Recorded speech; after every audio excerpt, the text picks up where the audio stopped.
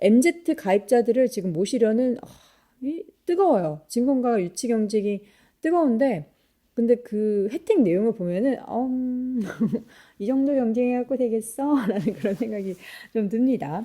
2021년부터 적용된 ISA 의무 가입 기간 3년이 종료되는 해가 바로 2024년 올해죠. 그렇기 때문에 ISA를 만들면 뭐 드려요 하면서 증권가의 유치 경쟁이 뜨거워지고 있습니다. 대표적인 여기 기사 지금 캡처한 내용에는 뭐 NH나 현대차나 KB증권밖에 없는데 대부분 뭔가 뭐 포인트를 주거나 주식을 주거나 하는 이런 것들을 지금 마케팅을 하고 있더라고요. 뭐 환매 조건부 채권 5%짜리 IP 뭐 가입 기회를 부여한다라는 그런 뭐 금융적인 혜택도 주기도 하고 모바일 쿠폰 주기도 하고 뭐 넷플릭스 주식을 주기도 하고 여러 가지 이런 마케팅을 하고는 있는데 여러분들이 선택을 하시면 돼요. 크게 다른 건 없기 때문에 여러분들이 선택을 하시면 되고 여러분들이 이용하는 계좌 편하게 매매할 수 있는 그 계좌로 체크를 해보시면 됩니다. 저는 어디로 할지 공개를 할까요 말까요? 근데 저는 약간 지금 20년 동안 썼던 주식 계좌도 바꾸질 않기 때문에 거의 뭐 크게 변동은 없을 것 같습니다. 만능통장이라는 닉네임이 있어요. ISA 계좌에. 왜 만능통장일까요? 만능 간장은 들어왔는데 만능 통장은 처음 들어보시죠? 납입 한도도 더 늘어난다고 하고 세제 혜택도 더 커진다고 하는데 이미 만능 통장이라고 한 이유는 모르겠어요. 이 제목을 대체 이 닉네임을 누가 붙인 거죠? 다 만능은 아니잖아요. 세제 혜택 준다고 만능은 아니잖아요. 만능 통장. 한번 경험을 해보고 제가 왜 만능 통장인지 아니면 어디 경험하면 이거 만능은 아니더라고요. 뭐 이 부분만 만능이더라고요. 라는 것을 제가 또 리뷰를 해드리도록 하겠습니다. 2021년 투자중개형 ISA가 신규 도입되면서 이제 증권사의 몫이 커졌어요. 그 전까지는 사실 그 ISA 운용 자산이 예금으로 쏠려서 은행권의 수익이 두둑했는데 이제 이게 증권사의 몫이 되면서 증권사에서 그 계좌를 트려는 고객을 유치하려는 그러한 움직임들이 굉장히 강해졌고 증권사가 지금 하고 있는 중개형 ISA 같은 경우에는 주식 매매에 관심 있는 투자자분들이 이 ISA 계좌를 트는 거잖아요. 세제 혜택 좀 누리려고. 그렇기 때문에 앞으로 주식 투자하는 분들 중에서 ISA 계좌를 가입하지 않은 분들 중에서 가입을 더 하게 된다면 그 파이가 굉장히 커지겠죠. 커질 거고 거기에 플러스 정부에서 ISA 관련한 뭐 납입 한도를 더 늘려준다든지 세제 혜택을 늘려준다든지 하는 부분도 있기 때문에 제가 봤을 때는 저뿐만 아니라 많은 분들이 가입을 할 것 같아요. 주요 그 개정안 내용 아직 통과는 안 됐어요, 여러분. 지금 총선 이후로 좀 미뤄질 것 같은데 개정안 주요 내용이 가장 중요한 거 비과세 한도랑 세율이에요. 비과세 한도 그리고 납입 한도. 이게 이제 기존 연 2천만 원에서 연 4천만 원 그리고 최대 1억 원에서 2억 원까지 더 확대될 것으로 지금 개정안을 발의를 했고요. 한도 같은 경우에는 비과세 일반은 200에서 500만 원으로 그리고 서민 농어민은 400에서 1000만 원까지로 비과세 내용이 있고 비과세 한도 초과분 9%에 대해서는 분리과세 부분도 같이 지금 내용이 나오고 있습니다. 근데 지금 이미 가입을 한 분들에 대한 고민도 함께 나눠봐야 될 것 같은 게 저 같은 경우에는 뭐 만기에 대한 고민을 하지 않을 수 있잖아요.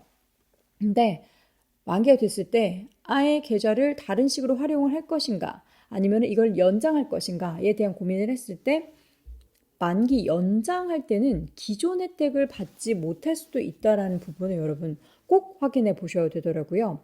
2021년 이후 ISA 가입자는 의무 가입 기간과 만기를 다르게 설정할 수 있었습니다. 그러니까 의무 가입 기간 같은 경우에도 그 전은 없었는데 2021년 이후에 이거 의무 가입 기간 3년이 생긴 건데요.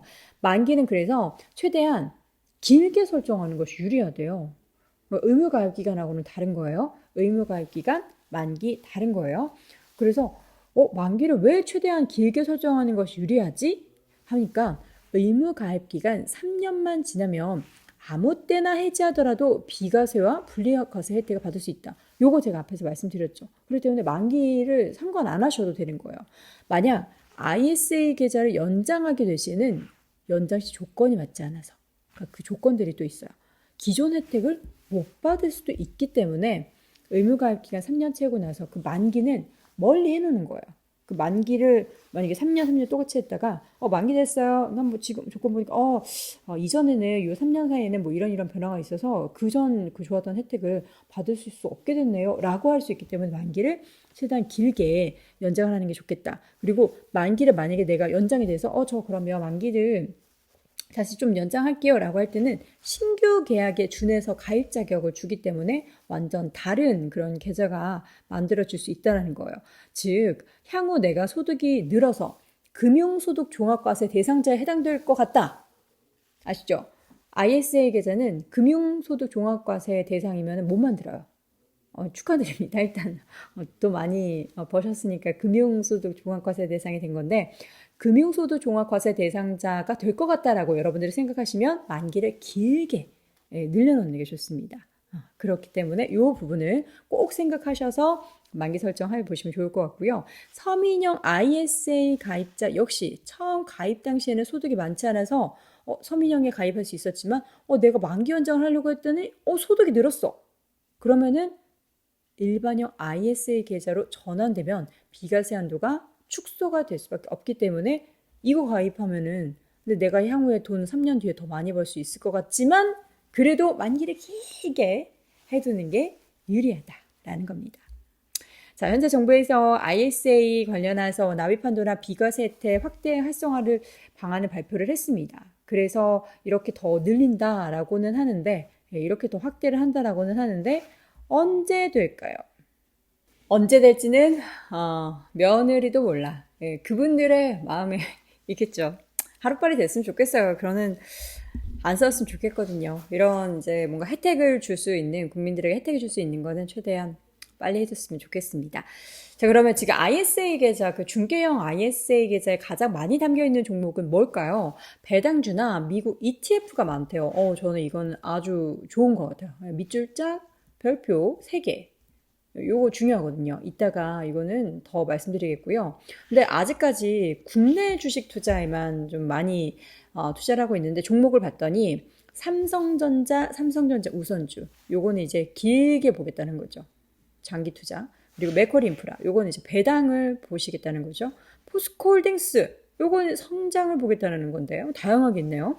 그리고 여기 인덱스 투자 가운데서는 미국의 투자를 다행히도 하고는 계신다. 지금 보니까 종목에 있어서는 대형주 위주고 인덱스 투자에서는 미국을 그나마 하고는 계신데 요게 좀 더 여러분들께는 제가 봤을 때는 계좌로 수익을 낼 때는 세제 혜택 면에서는 더 유리할 것 같아요. 그 이유는 잠시 후에 제가 더 정리를 드릴게요. 그래서 여러분들이 ISA 계좌를 할 때 내가 이걸 얼마나 장기간 보유할 것인가 아니면은 내가 이거 향후 노후 자산이 어느 정도 축적이 돼야 하냐에 따라서 잘 분배하셔서 투자를 하시면 좋을 것 같고요. 정리를 마지막으로 ISA 절세 혜택 4가지 정리해드리고 왜 ISA 계좌로 미국 주식을 투자하셔야 되는지도 소개를 해드리도록 하겠습니다.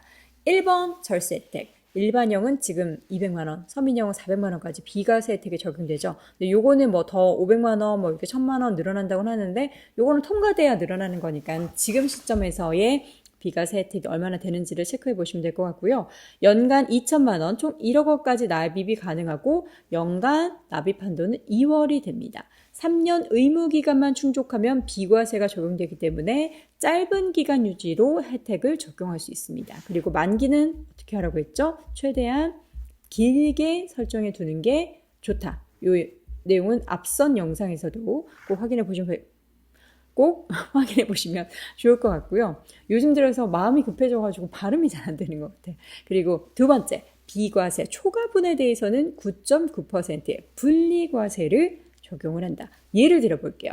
내가 개별 상품을 통해서 1,000만 원의 이익을 냈어요. 그러면 15.4%의 원천 징수세율이 적용돼서 154만 원의 세금이 발생하게 되죠. 그런데 서민형 ISA 내에서 상품 운용을 통해서 1,000만 원의 이익이 냈다. 그러면 400만 원 일단 비과세 그리고 600만 원에 대해서는 9.9% 지금 15.4였는데 확 떨어지고 금액도 1,000만 원 다가 아니라 600만 원에 대해서만 받을 수 있죠. 600만 원에 대한 분리과세가 적용돼서 59만 4천 원 그리고 지금 약 94만 6천 원의 절세 효과를 그렇다면 누릴 수 있다라는 겁니다. 일반형은 다르기 때문에 여러분 또 계산을 하셔야 돼요. 그리고 ISA 가입 후에 연간 2천만 원 초과 금융소득 종합과세 대상자가 됐더라도 만기일까지 ISA 계좌 내에서 발생한 소득은 종합과세 소득 합산배제나 건강보험료 산출 대상 소득에서 제외된다. 요 솔깃하죠? 금융소득 종합과세 대상자에게는 ISA 관련한 절세 효과가 더 크게 나타내는 셈이에요. 자, 그리고 ISA는 계전의 상품 간의 이익 손실을 통산한 순이익에 대해서만 과세되기 때문에 개별로 투자할 때보다는 세금을 줄일 수 있다. 그러니까 이거 중요하잖아요. 미국 주식은 이게 되기 때문에 세금 줄이려고 일부러 손실을 내거나 하는 그런 방법도 하시긴 하는데, 만약에 개별 투자를 통해서 국내 상장 해외 ETF를 500만 원을 이익을 냈어요. 국내 ETF에서 300만 원 손실을 봤어요. 그럼 나는 결과적으로 플러스 마이너스에서 200만 원의 수익을 낸 거잖아요. 근데 만약 개별 투자를 하게 되면 배당소득, 해외 ETF 배당소득으로 인해서 15.4% 원천 징수로 77만 원의 세금을 과세하지만 ISA 계좌를 통해서는 손익 통산을 하기 때문에 순이익 200만 원에 대해서 비과세한도 200만 원 차감하면 부과될 세금은 없다. 네, 없는 거예요. 예. 그리고 ISA 해지 자금 의무 가입 기간 3년을 경과하게 되면 만기일로부터 60일 이내에 연금계좌로 납입이 가능한데, 연금계좌 추가 납입액의 10% 최대한도 300만 원에 대해서는 세액공제나 노후자금 마련에도 유용하게 쓰일 수 있다는 겁니다. 와, 누가 여도는 아나운서로 보겠어? 예, 제가 지금 사실 조금 피곤해요. 조금 피곤해서 혀가 내 마음처럼 움직여지지가 않아요. 아르르르 아르르 이렇게 한번 혀 풀고 다시 중요한 내용 이제 얘기할 거거든요. 해외 주식을 왜 ISA 계좌를 통해서 해야 하냐? 물론 그냥 하셔도 돼요. 나는 세금 별로 신경 안 쓸 거야 하시는 분들은 그냥 하셔도 되는데, 우리가 이왕이면 한우 한 번 더 먹을 가격 플러스 조금 더 세금 혜택을 보면 좋잖아요. 그렇기 때문에 귀찮더라도 ISA 계좌를 하나 더 만들어서 여기에는 또 다른 해외 주식 관련한 ETF를 매수해서 투자를 하시는 거예요. 절세, 또 절세를 위해서. ISA의 최대 혜택은 절세죠. 근데 세금이 많은 투자 상품을 담아야 이익이 극대화된다. 그러니까 그렇다고 일부러 세금 많은 상품을 담으라는 건 아니고, 내가 해외 주식을 하고 싶은데 요 ISA로 돌려서 하면 세금 조금 더 혜택을 받을 수 있어 라고 생각하셔야 되는 거예요. 그럼 나 세제 혜택 많이 받아야 되니까 세금 많은 걸로 해야 돼. 이런 게 아니에요. 양도 차익에 대한 세금을 내지 않아도 되는 한국 주식은 ISA에 담아도 이득이 그렇게 크진 않아요. 물론 있긴 하지만 그렇게 크진 않은데, 상대적으로 봤을 때 절세 혜택을 가장 크게 누릴 수 있는 상품은 한국에 있는 자산운용사에서 해외 주식형 펀드, 또 한국에 상장된 해외 투자 상장지수 펀드 관련해서 투자를 하게 되면 이 세제 혜택의 그 금액적인 혜택을 더 많이 볼 수 있는 거예요. 투자이익에 대해서 원래 ETF도 15.4%의 세금을 떼가는데, ISA를 활용하면 세금을 내지 않아도 되니까 비과세 한도 초과 수익에 대해서도 9.9% 낮은 세율로 과세를 하니까, 앞서서 제가 200만 원 말씀드렸죠. ISA의 경우에는 다양한 금융자산에서 발생한 손실을 200만 원까지 상계해 준다라는 점도 유리하다. 이거 중요하죠. 상계. 손실 나서 속상해 죽겠는데 상계해 준다라는 점도 중요합니다. 국내 주식을 굳이 담으려면 배당을 많이 주는 주식을 절세면에서 ISA에선 유리하다. 아까 여기 지금 종목 중에서 제가 위에서 보여줬던 맥쿼리 인프라, 이런 배당 좀 보는 그런 종목을 많이 매수하는 것도 이런 면에서는 잘한 선택이 될 수도 있겠죠. 주식 매매 차익에 대해서는 비과세지만 배당에 대해서는 15.4% 세금 부과되는데, 이런 배당 많이 주는 주식에는 절세면에서 이렇게 세이브를 할 수 있다라는 겁니다. 투자를 할 때 우리가 정말 다양한 면을 고려를 하잖아요. 근데 그런 면에 있어서 세금은 처음에 막 이렇게 알려고 하면 조금 부담스러울 수 있어요. 어려우니까. 처음 접하는 거니까. 그러면은 뭐 세무사분한테 상담하고 그래도 되지만 요 정도는 우리가 찾아서 볼 수 있잖아요. 지금 여러분들이 가지고 계신 일반 계좌에서 내가 한국에서 운용하고 있는 자산운용사에 운용하고 있는 ETF 같은 거를 투자하고 있다 하시는 분들은 이거 ISA 계좌에서 하면은 내가 이렇게 절세 혜택을 누릴 수 있었는데 몰랐네?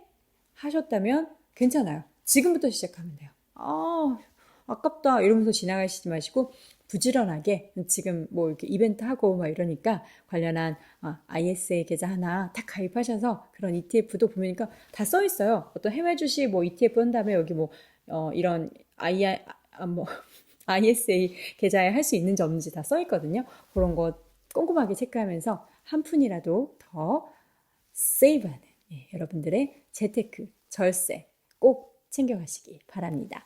자, 그럼 혀가 마비된 피곤한 여도우는 이만 물러나도록 하겠고요. 저는 다음 영상에서 또 만날게요. 여러분 고맙습니다. 안녕.